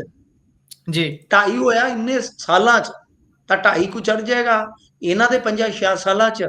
ਤੇ ਅਗਾਂਹ ਵੇਖੋ ਫਿਰ ਕੀ ਬਣਦਾ ਹੈ। ਕਿਉਂ? ਕਿਉਂਕਿ ਹੁਣ ਕਰਜ਼ੇ ਦੀ ਰਫ਼ਤਾਰ ਵੱਧਦੀ ਜਾਏਗੀ ਨਾ ਸਰ ਤੁਹਾਡੀ, ਕਿਉਂਕਿ ਕਰਜ਼ਿਆਂ ਦੀ ਕਿਸ਼ਤ ਵਧਣੀ ਆ, ਵਿਆਜ ਵਧਣਾ ਹੈ, ਪ੍ਰਿੰਸੀਪਲ ਅਮਾਉਂਟ ਤੁਹਾਡੇ ਜਿਵੇਂ ਜਿਵੇਂ ਆਉਣਗੇ ਉਹ ਭੁਗਤਾਣੇ ਪੈਣੇ ਆ। ਹਰੇਕ ਵਰੇ ਤਨਖਾਹ, ਪੈਨਸ਼ਨਾਂ ਦੇ ਜਿਹੜੇ ਖਰਚੇ ਆ ਉਹ ਵਾਧੇ ਤੁਰੇ ਜਾਣੇ ਆ। ਤਾਂ ਉਸੇ ਜੀ, ਹਿਸਾਬ ਨਾਲ ਜਾਂ ਤਾਂ ਆਪਣੀ ਕਮਾਈ ਵਧਾਓ। ਤਾਂ ਖੈਰ ਜੀਐਸਟੀ ਦਾ ਹੀ ਇੱਕ ਕਹਿ ਲਓ ਕਿ ਸਹਾਰਾ ਹੈਗਾ, ਉਹਦੇ ਵਿੱਚ ਥੋੜਾ ਬਹੁਤਾ ਆਪਾਂ ਇਜ਼ਾਫਾ ਦੇਖਨੇ ਆ, ਬਾਕੀ ਤੇ ਕੰਮ ਜਿਹੜਾ ਉਹ ਬਸ ਸਰਿਆ ਹੀ ਪਿਆ। ਇੱਕ ਚੀਜ਼ ਹੋਰ ਵੀ ਪੰਜਾਬ ਵਾਸਤੇ ਖਤਰਨਾਕ ਆ, ਜਿਹੜੀ ਮੈਂ ਆਰਬੀਆਈ ਦੇ ਹਵਾਲੇ ਨਾਲ ਤੁਹਾਨੂੰ ਦੱਸਣ ਜਾ ਰਿਹਾ, ਕਿ ਦਰਅਸਲ ਕੀ ਆ ਕਿ ਇੱਕ ਰਿਪੋਰਟ ਜਾਰੀ ਕੀਤੀ RBI ਨੇ, ਜੋ ਜਾਣਕਾਰੀ ਦਿੱਤੀ ਗਈ ਹੈ, ਜੀ ਉਹਦੇ ਅਨੁਸਾਰ ਭਾਰਤ ਦੇ ਕੁਝ ਰਾਜ ਆ, ਪੰਜਾਬ ਪਹਿਲੇ ਨੰਬਰ ਤੇ ਆ ਉਹਨਾਂ ਤੋਂ, ਜੀ ਪੰਜਾਬ ਪਹਿਲੇ ਨੰਬਰ 'ਚ ਆ, ਕਿ ਉਹਨਾਂ ਦੀਆਂ ਨੀਤੀਗਤ ਤੇ ਜਾਂ ਕਹਿ ਲਓ ਕਿ ਭਰੋਸੇ ਦੀ ਘਾਟ ਦੇ ਚੱਲਦੇ ਆ, ਭਰੋਸਾ ਘਟ ਜਾਂਦਾ ਨਾ ਪਿੰਡ ਦੇ ਵਿੱਚ। ਜੀ ਜੇ ਤੁਹਾਡਾ ਵਿਹਾਰ ਸਹੀ ਨਾ ਹੋਵੇ ਨਾ ਸਰ, ਕਿਲੋ ਲੱਡੂ ਨਹੀਂ ਦਿੰਦਾ ਕੋਈ ਹੱਟੀ ਤੋਂ। ਜੀ ਜੀ ਉਹਨੂੰ ਕੀ ਕਹਿੰਦੇ ਆਪਾਂ ਪਿੰਡ ਦੇ ਵਿੱਚ? ਭਰੋਸਾ ਹੀ ਕਹਾਂਗੇ ਨਾ, ਯਾਰ ਇਹਦਾ ਯਕੀਨ ਨਹੀਂ, ਇਹਨੇ ਵਿਹਾਰ ਗਵਾ ਲਿਆ ਆਪਦਾ। ਜੀ ਵਿਹਾਰ ਮਤਲਬ ਯਕੀਨ। ਤਾਂ ਦੋ ਚੀਜ਼ਾਂ ਨੇ ਕਿ ਆਰਥਿਕ ਨੀਤੀਆਂ ਦਾ ਡਗਮਗਾ ਜਾਣਾ, ਜਿਵੇਂ ਆਪਣੇ ਇੱਥੇ ਆ। ਸੈਕਿੰਡ, ਕਿ ਯਕੀਨ ਗਵਾਚਿਆ, ਮਤਲਬ ਕਿ ਜੀ ਹੁਣ ਨੈਸ਼ਨਲ ਮੰਡੀ ਦੇ ਵਿੱਚ ਯਾਨੀ ਬਾਜ਼ਾਰ ਦੇ ਵਿੱਚ ਪੰਜਾਬ ਦਾ ਭਰੋਸਾ, ਆਰਥਿਕਤਾ ਦਾ ਭਰੋਸਾ, ਪੰਜਾਬ ਦਾ ਨਹੀਂ, ਇਹਨੂੰ ਸੈਂਟੀਮੈਂਟ ਦੇ ਤੌਰ ਤੇ ਨਹੀਂ ਲੈਣਾ, ਜੀ ਜੋ ਸਾਡੀ ਆਰਥਿਕ ਹਾਲਤ ਆ ਉਹਦਾ ਭਰੋਸਾ ਹੁਣ ਡਗਮਗਾ ਰਿਹਾ। ਤਾਂ ਉਹਦਾ ਵੱਡਾ ਇੱਕ ਅਸਰ ਇਹ ਪੈ ਰਿਹਾ ਹੈ ਕਿ ਜਿਹੜਾ ਕਰਜ਼ਾ 100% ਲਿਆ ਜਾ ਸਕਦਾ ਸੀ ਬਾਜ਼ਾਰ 'ਚ, ਉਹ 68% ਹੀ ਲਿਆ ਜਾ ਸਕਦਾ ਹੈ। ਮਤਲਬ ਕਿ ਜਿੰਨਾ ਕਰਜ਼ਾ ਲੈ ਸਕਦੇ ਉਹਦਾ ਵੀ ਇੱਕ ਹਿੱਸਾ ਨਹੀਂ ਲੈ ਪਾ ਰਹੇ, ਕਿਉਂਕਿ ਯਕੀਨ ਦੀ ਘਾਟ ਹੋ ਗਈ, ਜੀ ਡੁੱਬਦੀ ਆਰਥਿਕਤਾ ਦੀ ਇੱਕ ਵਜ੍ਹਾ ਬਣ ਗਈ। ਸੋ ਇਸ ਕਰਕੇ ਸਥਿਤੀ ਸਾਡੀ ਬੱਤਰ ਆ। ਇਹਨਾਂ ਨੇ ਬੋਝ ਕੇ ਜੇ 1500 ਕਰੋੜ ਵਾਲਾ ਕੰਮ ਜਿਹੜਾ ਹੈ ਉਹ ਕਰ ਦਿੱਤਾ, ਤਾਂ ਇਹ ਇਦਾਂ ਹੀ ਚੱਲੇਗਾ। ਤਾਂ ਖੈਰ ਸਾਨੂੰ ਦੇਖਣਾ ਪਏਗਾ, ਵਾਚਣਾ ਪਏਗਾ। ਹੁਣ ਅਸੀਂ ਦੇਖੋ, ਠੀਕ ਆ, ਖੁਸ਼ ਹੋਏ, ਗੁਰੂ ਸਾਹਿਬ ਦਾ ਸਮਾਗਮ ਕਰਵਾ ਲਿਆ ਇਹਨਾਂ ਨੇ, ਪਰ ਜੀ ਉਧਰੋਂ ਉਹ ਆ ਗਏ ਸ਼ਿਵ ਸੈਨਾ ਵਾਲੇ, ਕਹਿੰਦੇ ਕਿ ਮਹਾਂ ਸ਼ਿਵਰਾਤਰੀ ਵਾਲਾ ਵੀ ਮਨਾਓ ਇਸੇ ਤਰ੍ਹਾਂ। ਤਾਂ ਫਿਰ ਜੀ ਜੇ ਦੇਖੀਏ ਇਸ ਲਿਹਾਜ਼ ਨਾਲ, ਤੇ ਕਰਜ਼ੇ ਕੱਲੇ ਸਬਸਿਡੀਆਂ ਨਾਲ ਹੀ ਨਹੀਂ, ਜੋ ਇਹਨਾਂ ਦਾ VIP ਕਲਚਰ ਆ, ਜੋ ਇਸ ਤਰ੍ਹਾਂ ਦੇ ਖਰਚੇ, ਉਹ ਸਾਰੇ ਪਾ ਕੇ ਹੀ ਕਰਜ਼ਾ ਬਣਦਾ ਹੈ ਜੀ। ਤਾਂ ਪੂੰਜੀਗਤ ਖਰਚਾ ਤੁਹਾਡੇ ਕੋਲ ਹੈ ਨਹੀਂ, ਕੈਪੀਟਲ ਐਕਸਪੈਂਡੀਚਰ ਹੈ ਨਹੀਂਗਾ, ਬਸ ਤੁਰੇ ਚੱਲੋ। ਕਿਉਂਕਿ ਜੇ ਕੈਪੀਟਲ ਐਕਸਪੈਂਡੀਚਰ ਹੋਏਗਾ ਤਾਂ ਮਾੜਾ ਮੋਟਾ ਵਿਕਾਸ ਚੱਲਦਾ ਰਹੇਗਾ। ਹੁਣ ਚੁਣਾਵੀ ਵਰ੍ਹਾ ਆਏਗਾ ਤਾਂ ਕਰਜ਼ਾ ਹੋਰ ਵੀ ਚੁੱਕਣਾ ਪਏਗਾ ਤੇਜ਼ੀ ਨਾਲ ਇਹਨਾਂ ਨੂੰ। ਜੀ ਉਹ ਤਾਂ ਬੜਾ ਹੀ ਐਲਾਨਾਂ ਦਾ ਹੁੰਦਾ ਹੈ ਜੀ, ਉੱਥੋਂ ਤਾਂ ਧੜਾ ਐਲਾਨ ਵੀ ਹੋਣੇ ਨੇ, ਫਿਰ ਉਹਨਾਂ 'ਚ ਵੀ ਖਰਚਾ ਹੋਣਾ। ਵੇਖਦੇ ਹਾਂ ਅੱਗੇ ਕਿ ਕਿੰਨੇ ਕੁ ਕਰਜ਼ੇ 'ਚ ਡੁੱਬਦਾ ਹੈ ਪੰਜਾਬ। ਤੁਸੀਂ ਵੈਸੇ ਦੱਸ ਹੀ ਦਿੱਤਾ ਵੀ 5 ਕਰੋੜ ਨੂੰ ਹੱਥ ਲੱਗਣ, 500 ਕਰੋੜ ਨੂੰ, 5 ਲੱਖ 5000 ਕਰੋੜ ਕਰੋੜ, 5 5 ਲੱਖ ਲੱਖ ਕਰੋੜ ਨੂੰ ਹੱਥ ਲੱਗਣ ਵਾਲਾ ਹੀ ਹੈ, ਮਾਫੀ ਚਾਹੁੰਦੇ, ਹਾਂ, 5 ਲੱਖ ਕਰੋੜ 5000 ਨੂੰ ਹੱਥ ਕਰੋੜ ਕਿਤੇ ਲੱਗਣਾ ਹੁੰਦਾ ਤੇ ਨਹੀਂ। ਤੁਹਾਨੂੰ ਸ਼ੱਕਰ ਖਿਲਾ ਦਿੰਦੇ। ਚਲੋ ਆਪਾਂ ਇਹ ਚਲੋ ਮੂੰਹੋਂ ਨਿਕਲਿਆ, ਕੀ ਪਤਾ ਇੱਧਰ ਨੂੰ ਨਹੀਂ ਨਹੀਂ ਪਿੱਛੇ ਨੂੰ ਨਹੀਂ, ਮੋੜੇ ਪੈ ਹੀ ਜਾਣ। ਇੱਕ ਸਮਾਂ ਸੀ, ਮੈਂ ਤੁਹਾਨੂੰ ਦੱਸ ਦਿੰਦਾ, ਇੰਟਰਸਟਿੰਗ ਚੀਜ਼ਾਂ ਨੇ, ਚਲੋ ਹਾਂਜੀ ਤੁਹਾਡੇ ਕੰਮ ਆਉਣਗੀਆਂ ਜ਼ਿੰਦਗੀ 'ਚ ਕਦੇ, ਜੀ ਕਿ 1980-82 ਦੇ ਆਸ-ਪਾਸ ਪੰਜਾਬ ਸਰਪਲਸ ਸੀ। ਕੀ? ਜਿਹੜਾ ਜੀ ਬਜਟ ਜਿੰਨਾ ਤੁਹਾਡਾ ਖਰਚ ਸੀ ਟੋਟਲ, ਉਹਨਾਂ ਤੁਹਾਡੇ ਕੋਲ ਹੁੰਦਾ ਸੀ, ਯਾਨੀ ਇੱਕ ਦੁੱਕੀ ਦਾ ਵੀ ਕਰਜ਼ਾ ਨਹੀਂ ਸੀ। ਤੇ ਹਿਸਾਬ ਜੀ ਲਾ ਲਓ ਕਿ ਉਦੋਂ ਇਨਸਰਜੈਂਸੀ ਦੇ ਵੀ 5-7 ਸਾਲ ਬੀਤ ਚੁੱਕੇ ਸਨ। ਤੁਸੀਂ ਜੀ ਸੋਚ ਕੇ ਦੇਖੋ, ਤਾਂ ਉਹਦੇ 'ਚ ਹਰਿਆਣਾ ਵੀ ਨਿਕਲ ਚੁੱਕਾ ਸੀਗਾ 66 'ਚ। ਜੀ ਤਾਂ ਉਹਦੇ ਵੀ 15-16 ਸਾਲ ਬੀਤ ਜਾਣ ਦੇ ਬਾਵਜੂਦ ਪੰਜਾਬ ਸਰਪਲਸ ਸੀ। ਔਰ ਇਹ ਉਹ ਦੌਰ ਸੀ, ਜੀ ਇਹ ਉਹ ਕਹਿ ਲਓ ਕਿ ਐਰਾ ਸੀਗਾ ਕਿ ਜਿਸ ਵੇਲੇ ਪੰਜਾਬ ਹੈਲਥ ਵਰਗੇ ਸੈਕਟਰ ਦੇ ਵਿੱਚ ਵੀ ਇੰਡੀਆ 'ਚੋਂ ਨੰਬਰ 1 ਸੀ। ਜੀ ਜੀ ਸੋ ਅਗਲੀ ਗੱਲ ਕਰਦੇ ਹਾਂ, ਉਧਰ ਵਿਦਿਆਰਥੀਆਂ ਦੀ ਵਿਧਾਨ ਸਭਾ ਸਜਾਈ ਗਈ ਜੀ, ਜਿੱਥੇ ਪਹਿਲਾਂ ਅਸਲੀ MLA, ਅਸਲੀ ਮੁੱਖ ਮੰਤਰੀ ਬੈਠਾ ਸੀ, ਉੱਥੇ ਵਿਦਿਆਰਥੀਆਂ ਨੇ ਵੀ ਆਪਣੇ ਹੱਥ ਖੋਲੇ ਨੇ ਹੌਲੀ ਹੌਲੀ। ਅੱਜ ਇਸ ਨੂੰ ਕਿਵੇਂ ਲਈਏ, ਜਿਹੜੀ ਸਿੰਬੋਲਿਕਲੀ ਇਹਨਾਂ ਵਿਦਿਆਰਥੀਆਂ ਨੇ ਇਹ ਸਾਰਾ ਕੁਝ ਇਹ ਆਪਣੇ ਕੀਤਾ ਹੈ ਜੀ? ਨਹੀਂ ਵੇਖੋ, ਗੱਲ ਇਹ ਆ ਕਿ ਇਹਨਾਂ ਨੇ ਜਿਹੜੇ ਵਿਦਿਆਰਥੀ ਚੁਣੇ ਤੇ ਚੁਣ ਚੁਣ ਕੇ ਉਹਨਾਂ ਨੂੰ ਰੋਲ ਦਿੱਤੇ ਗਏ। ਜਿਵੇਂ ਖਹਿਰਾ ਸਾਹਿਬ ਵਰਗੂ ਵੀ, ਇਹ ਤਾਂ ਬੜਾ ਖਹਿਰਾ ਹਿੱਤ ਲੜਾਕਾ ਕਿਸਮ ਦਾ ਹੈ। ਤੇ ਉਹ ਇੱਕ ਜੀ ਮੈਂ ਫੋਟੋ ਪਾਈ, ਉਹ ਇੱਕ ਬਿਲਕੁਲ ਹੀ ਭਗਵੰਤ ਮਾਨ ਵਾਂਗੂ ਆਏ ਅੱਖਾਂ ਕੱਢ ਰਿਹਾ। ਜੀ ਮੈਂ ਕਿਹਾ ਚੋਬਰ ਦੀ ਅੱਖ ਦੀ ਘੂਰ ਵੇਖੋ। ਜੀ ਉਹ ਜੀ ਗੱਲ ਇਹ ਆ ਕਿ ਭਾਈ ਇਹ ਸਾਰਾ ਕੁਝ ਦੇਖੋ, ਚਲੋ ਇਹ ਚੀਜ਼ਾਂ ਠੀਕ ਨੇ, ਕਿਉਂਕਿ ਆਪਾਂ ਕਹਿੰਦੇ ਹੁੰਦੇ ਆ ਨਾ ਕਿ ਅੱਜ ਦੇ ਬੱਚੇ ਕੱਲ ਦੇ ਨੇਤਾ, ਜੀ ਇਹਨਾਂ ਚੋਂ ਹੀ ਬਣਨਾ ਹੈ ਨਾ। ਤਾਂ ਠੀਕ ਆ, ਰਿਹਰਸਲ ਵਗੈਰਾ, ਪਰ ਗੱਲ ਇਹ ਆ ਕਿ ਸਗੋਂ ਉਹਨਾਂ ਨੂੰ ਇੱਕ ਨੈਚੁਰਲੀ ਢੰਗ ਦੇ ਨਾਲ ਵਿਧਾਨ ਸਭਾ ਚਲਾਉਣ ਦੇਣ ਦੀ ਥਾਂ ਤੇ ਰਿਹਰਸਲ ਜੀ ਕਰਵਾਈ ਗਈ ਕਿ ਲੜਨਾ ਕਿੱਦਾਂ। ਜੀ ਇਹ ਮੈਨੂੰ ਲੱਗਦਾ ਕਿ ਬਹੁਤ ਨੈਗੇਟਿਵ ਗੱਲ ਆ।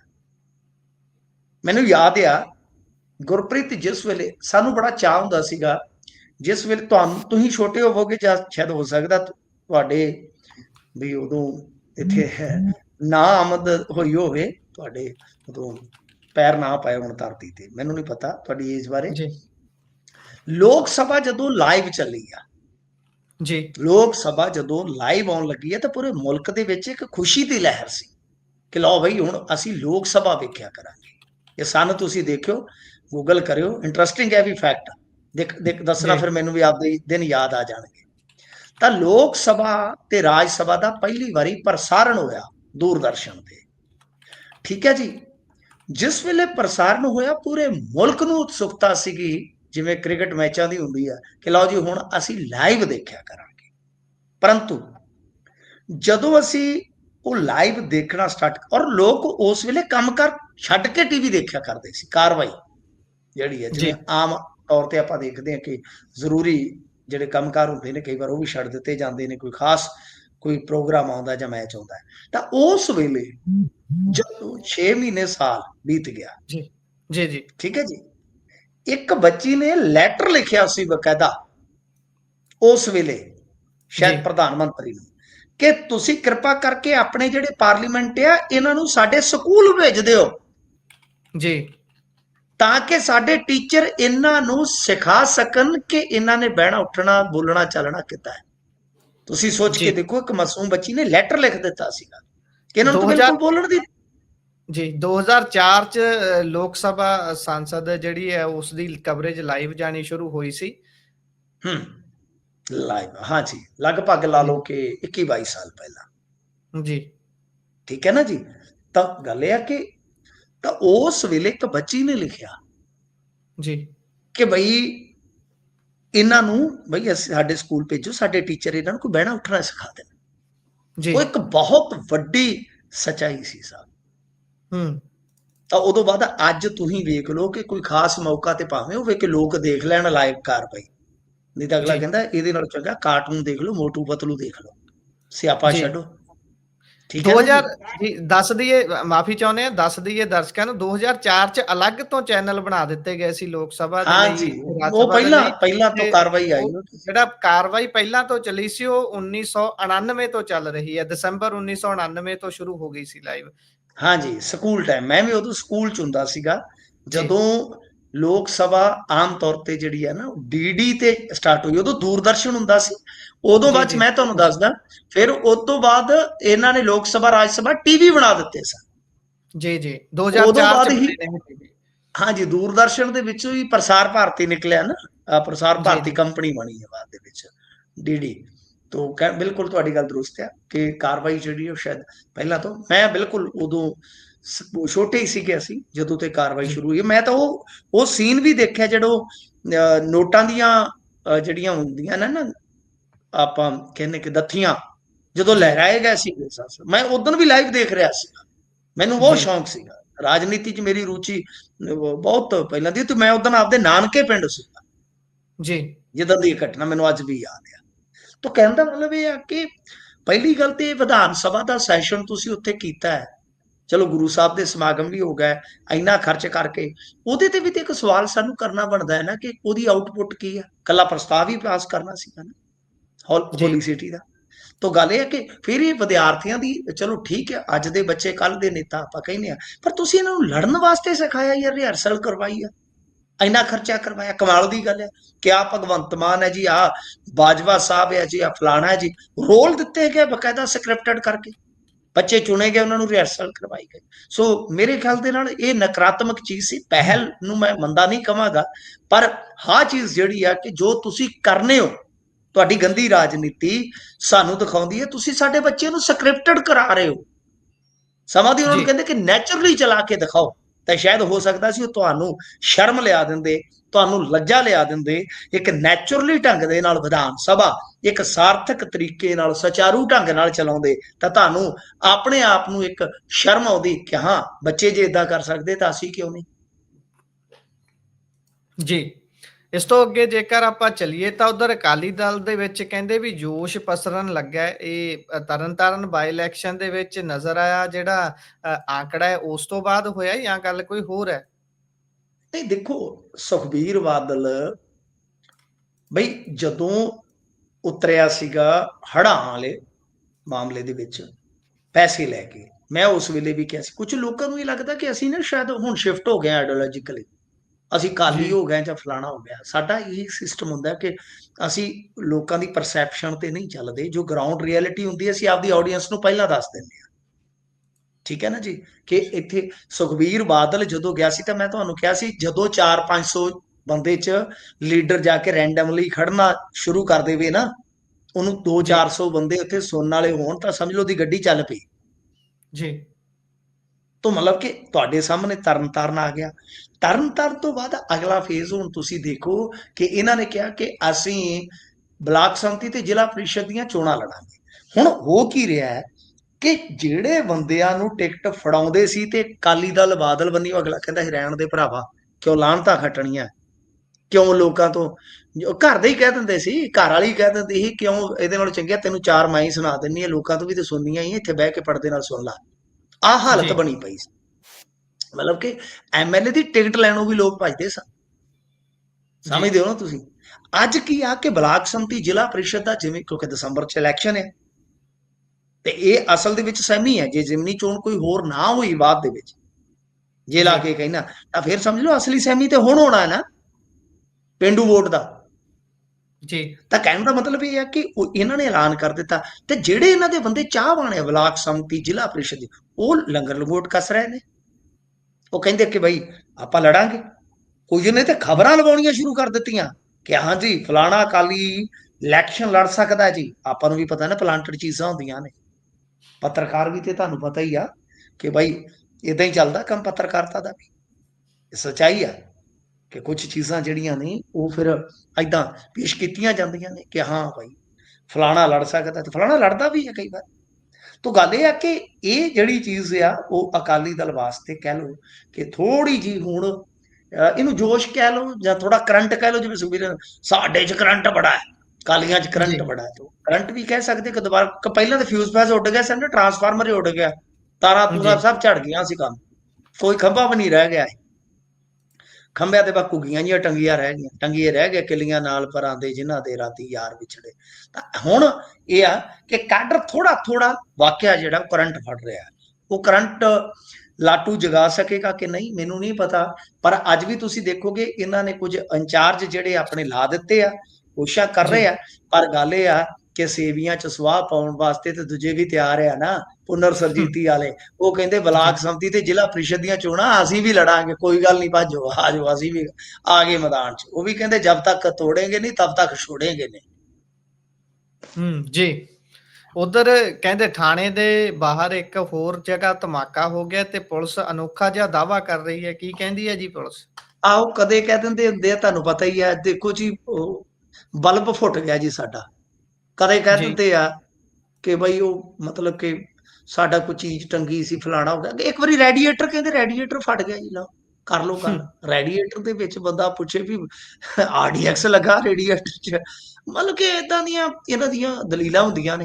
ਹੁਣ ਇਹ ਗੁਰਦਾਸਪੁਰ ਥਾਣੇ ਦੇ ਬਾਹਰ ਇਹ ਜਿਹੜਾ ਧਮਾਕਾ ਹੋਇਆ, ਇਹਦੇ ਵਿੱਚ ਤੇ ਕੋਈ ਸਿਵਿਲੀਅਨ ਵੀ ਜ਼ਖਮੀ ਹੋਇਆ ਮੇਰੇ ਖਿਆਲ ਦੇ ਨਾਲ, ਸ਼ਾਇਦ ਲੇਡੀ ਹੈ। ਜੀ, ਤਾਂ ਇਹ ਕਹਿੰਦੇ ਨੇ ਜੀ ਕਿ ਉੱਥੇ ਟਰੱਕ ਦਾ ਟਾਇਰ ਫਟ ਗਿਆ ਸੀ, ਪਰ ਕੰਧ ਦੇ ਵਿੱਚ ਤੇ ਜਿਵੇਂ ਸ਼ਰਿਆਂ ਦੇ ਨਿਸ਼ਾਨ ਆ। ਜੀ, ਤੁਸੀਂ ਕਦੇ ਵੇਖਿਆ ਵੀ ਟਾਇਰ ਫਟੇ ਟਰੱਕ ਦਾ ਤੇ ਤੁਹਾਡੀ ਕੰਧ ਦੇ ਵਿੱਚ ਮੋਰੇ ਹੋ ਜਾਣ? ਕਮਾਲ ਦੀ ਗੱਲ ਆ। ਟਾਇਰ ਦੇ ਵਿੱਚ ਕੀ ਤੁਸੀਂ ਲੋਹਾ ਭਰ ਕੇ ਰੱਖਿਆ ਸੀ ਵੀ ਉਹਦੇ ਵਿੱਚ ਗੋਲੀਆਂ, ਏਦਾਂ ਛੋਟੇ ਛੋਟੇ ਕਚਰੇ ਰੱਖੇ ਸੀਗੇ ਲੋਹੇ ਦੇ? ਜੀ, ਕਮਾਲ ਦੀ ਗੱਲ, ਪੱਤੀਆਂ ਭਰੀਆਂ ਸੀ ਉਹਦੇ ਵਿੱਚ, ਹੱਦ ਹੀ ਹੋ ਗਈ ਆ। ਤਾਂ ਦੇਖੋ ਇਹਦੇ ਵਿੱਚ ਇੱਕ ਕਥਿਤ ਤੌਰ ਤੇ ਜ਼ਿੰਮੇਵਾਰੀ ਵੀ ਆਈ ਆ, ਪਰ ਪੁਲਿਸ ਜੀ, ਇਹਨੂੰ ਇਨਕਾਰ ਰਹੀ ਆ। ਉਹ ਦੇਖਦੇ ਆ ਇੱਧਰ ਜਿਹੜੇ ਹੈਗੇ ਨੇ ਇਹਨਾਂ ਦੇ ਕਾਂਗਰਸੀ ਲੀਡਰ ਪਾੜਾ ਸਾਹਿਬ, ਉਹ ਵੀ ਕਹਿੰਦੇ ਵੀ ਧਮਾਕਾ ਹੋਇਆ। ਗੱਲ ਇਹ ਆ ਕਿ ਇਹ ਪੰਜਾਬ ਪੁਲਿਸ ਦੀ ਪੋਜੀਸ਼ਨ ਮੱਲੀ ਹੋਈ ਜਿਹੜੀ, ਇਹਦਾ ਕੋਈ ਵੈਸੇ ਤੇ ਅਧਿਕਾਰਤ ਤੌਰ ਤੇ ਆਪਾਂ ਕਹਿ ਦਿੰਦੇ ਨੇ ਕਿ ਪੰਜਾਬ ਪੁਲਿਸ ਦਾ ਬਿਆਨ ਆ, ਪਰ ਇਹ ਕਾਬਲੇ ਯਕੀਨ ਨਹੀਂ ਰਹਿ ਗਈ ਨਾ, ਕਈ ਵਾਰੀ ਅੱਗੇ ਥਿੜਕੇ ਨੇ। ਸੋ ਇਸ ਵਾਸਤੇ ਜੀ, ਧਮਾਕੇ ਦੀ ਗੱਲ ਜ਼ਰੂਰ ਉੱਡੀ ਆ। ਚਲੋ ਪੁਸ਼ਟੀ ਆਪਾਂ ਵੀ ਨਹੀਂ ਕਰਦੇ, ਪਰ ਯਕੀਨ ਜਿਵੇਂ ਆਪਾਂ ਕਹਿ ਲਈਏ ਕਿ ਬਹੁਤ ਸਾਰੇ ਲੋਕ ਵੀ ਨਹੀਂ ਕਰ ਰਹੇ। ਜੀ। ਉਧਰ ਝੰਡਾ ਫਹਿਰਾਉਣ ਤੇ ਪਾਕਿਸਤਾਨ ਦਾ ਭਾਰਤ ਨੂੰ ਜਵਾਬ ਕੀ ਹੈ ਜੀ?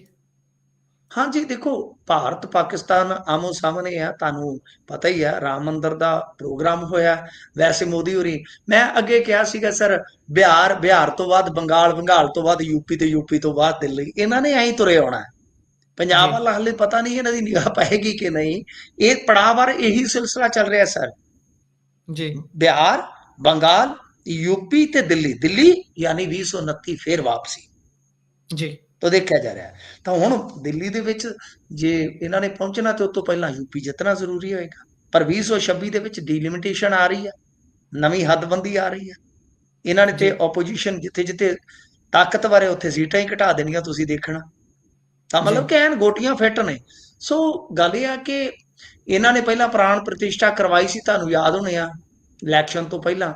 ਤਾਂ ਉਹ ਤੋਂ ਬਾਅਦ ਤਾਂ ਤੁਹਾਨੂੰ ਪਤਾ ਹੀ ਹੈ, ਇਸ ਗੱਲ ਦਾ ਅਹਿਸਾਸ ਹੋਣਾ ਹੈ ਕਿ ਰਾਮ ਜੀ ਸ਼ਾਇਦ ਨਾਰਾਜ਼ ਹੋ ਗਏ ਇਹਨਾਂ ਦੇ ਨਾਲ।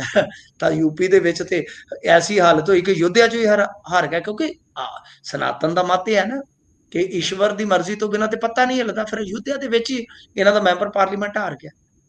ਜੀ, ਤਾਂ ਹੁਣ ਸ਼ਾਇਦ ਦੁਬਾਰਾ ਤੋਂ ਕੰਮ ਚੱਲ ਰਿਹਾ ਹੈ ਕਿ ਰਾਜੀ ਕੀਤਾ ਜਾਵੇ ਰਾਮ ਜੀ ਨੂੰ ਫੇਰ ਦੁਬਾਰਾ ਤੋਂ, ਤੇ ਯੂਪੀ ਜਿਹੜਾ ਜਿੱਤਿਆ ਜਾਵੇ। ਤਾਂ ਇਹ ਜਿਹੜਾ ਪ੍ਰੋਗਰਾਮ ਸੀਗਾ, ਝੰਡਾ ਫਹਿਰਾਇਆ ਗਿਆ ਸਿਖਰ ਤੇ, ਕਿਉਂਕਿ ਸਿਖਰ ਵੀ ਤੇ ਹੁਣ ਇਹਨਾਂ ਨੇ ਮੁਕੰਮਲ ਕੀਤਾ ਹੈ ਨਾ। ਇਹ ਵੀ ਗੱਲ ਹੈ, ਜੀ, ਜਿਹੜੇ ਯਾਨੀ ਉਦੋਂ ਜਿਹੜੇ ਧਰਮ ਗੁਰੂ ਇਹਨਾਂ ਦੇ ਸਨਾਤਨ ਦੇ ਸੀਗੇ, ਉਹ ਜਿਹੜੇ ਕਹਿੰਦੇ ਸੀ ਤਾਂ ਉਹ ਸੱਚੇ ਸੀ। ਫਿਰ ਸਿਖਰ ਹੁਣ ਜੀ, ਮੁਕੰਮਲ ਹੋਇਆ, ਉਹਦੇ ਤੇ ਝੰਡਾ ਫਹਿਰਾ ਦਿੱਤਾ ਗਿਆ। ਤੇ ਕਮਾਲ ਦੀ ਗੱਲ ਆ ਕਿ ਜਿਹੜੇ ਇਹਨਾਂ ਦੇ ਪੀਠਾਧੀਸ਼ ਹੁੰਦੇ ਆ ਜੀ, ਜੀ, ਸ਼ੰਕਰਚਾਰੀਆ, ਤਾਂ ਉਹਨਾਂ ਨੂੰ ਕਿਸੇ ਨੂੰ ਨਹੀਂ ਬੁਲਾਇਆ ਗਿਆ। ਤੇ ਵੈਸੇ ਜੀ, ਤਾਂ ਕਈ ਜਿਹੜੇ ਵਿਜ਼ੂਅਲ ਮੈਂ ਦੇਖੇ ਉਹਦੇ ਚ ਯੋਗੀ ਸਾਹਿਬ ਗਾਇਬ ਰਹੇ ਨੇ। ਤਾਂ ਜੀ, ਮਤਲਬ ਕਿ ਭਾਗਵਤ ਤੇ ਮੋਦੀ ਜੀ ਜ਼ਿਆਦਾ ਦਿਖਾਈ ਦੇ ਆ, ਪਰ ਕੁਝ ਫੋਟੋ ਇਸ ਤਰ੍ਹਾਂ ਦੇ ਹੈਗੇ ਜਿਨ੍ਹਾਂ ਦੇ ਵਿੱਚ ਯੋਗੀ ਦਿਖਾਈ ਦਿੱਤੇ ਆ। ਤਾਂ ਖੈਰ, ਇਹਦੇ ਤੇ ਪਾਕਿਸਤਾਨ ਨੇ ਰਿਐਕਟ ਕੀਤਾ ਸੀਗਾ ਕਿ ਇਹ ਮੁਸਲਮਾਨ ਵਿਰਾਸਤ ਮਿਟਾਉਣ ਦਾ ਯਤਨ ਹੈ, ਯਾਨੀ ਝੰਡਾ ਫਹਿਰਾਉਣ ਦਾ ਜਿਹੜਾ ਇਹ ਸਮਾਗਮ ਹੋਇਆ ਹੈ। ਤਾਂ ਦੂਜੇ ਪਾਸੇ ਭਾਰਤ ਬੋਲਿਆ ਕਿ ਦੇਖੋ, ਇਹ ਝੰਡਾ ਫਹਿਰਾਉਣ ਦਾ ਸਾਨੂੰ ਗਿਆਨ ਨਾ ਦੇਵੇ ਪਾਕਿਸਤਾਨ, ਯਾਨੀ ਇਸ ਈਵੈਂਟ ਤੇ ਦੋਵੇਂ ਮੁਲਕ ਇੱਕ ਵਾਰੀ ਫਿਰ ਆਮੋ ਸਾਹਮਣੇ ਜ਼ਰੂਰ ਹੋਏ ਆ। ਜੀ। ਪਰ ਸੋ ਇਸੇ ਜਿਸ ਦੇ ਤਰ੍ਹਾਂ ਨਾਲ ਯੋਗੀ ਪ੍ਰੋਗਰਾਮ ਨੂੰ ਜੀ, ਜਿਸ ਜੀ, ਤਰ੍ਹਾਂ ਯੋਗੀ ਨੂੰ ਥੋੜਾ ਪਿੱਛੇ ਕੀਤਾ ਜਾ ਰਿਹਾ ਨਾ, ਮੈਨੂੰ ਲੱਗਦਾ ਕਿਤੇ ਇਹਨਾਂ ਦਾ ਖਾਸਮ ਖਾਸ ਇੱਕ ਬੰਦਾ ਹੈਗਾ ਨਾ, ਡਿਪਟੀ ਸੀਐਮ ਆ, ਤਾਂ ਕਿਤੇ ਜੀ, ਉਹਦੀ ਲਾਟਰੀ ਨਾ ਲੱਗ ਜਾਵੇ ਕੇਸ਼ਵ ਪ੍ਰਸਾਦ ਮੌਰਿਆ ਦੀ, ਕਿਉਂਕਿ ਬਿਹਾਰ ਦਾ ਅਬਜ਼ਰਵਰ ਬਣਾ ਕੇ ਭੇਜਿਆ ਸੀ ਨਾ ਪਿੱਛੇ ਜੇ ਉਹਨੂੰ। ਜੀ। ਸੋ ਇਸੇ ਦੇ ਨਾਲ ਪ੍ਰੋਗਰਾਮ ਦਾ ਸਮਾਂ ਇੱਥੇ ਹੀ ਸਮਾਪਤ ਹੁੰਦਾ ਹੈ। ਤੁਸੀਂ ਜੁੜੇ ਜਾਣਕਾਰੀਆਂ ਸਾਂਝੀਆਂ ਕੀਤੀਆਂ, ਬਹੁਤ ਬਹੁਤ ਧੰਨਵਾਦ ਜੀ। ਧੰਨਵਾਦ ਜੀ।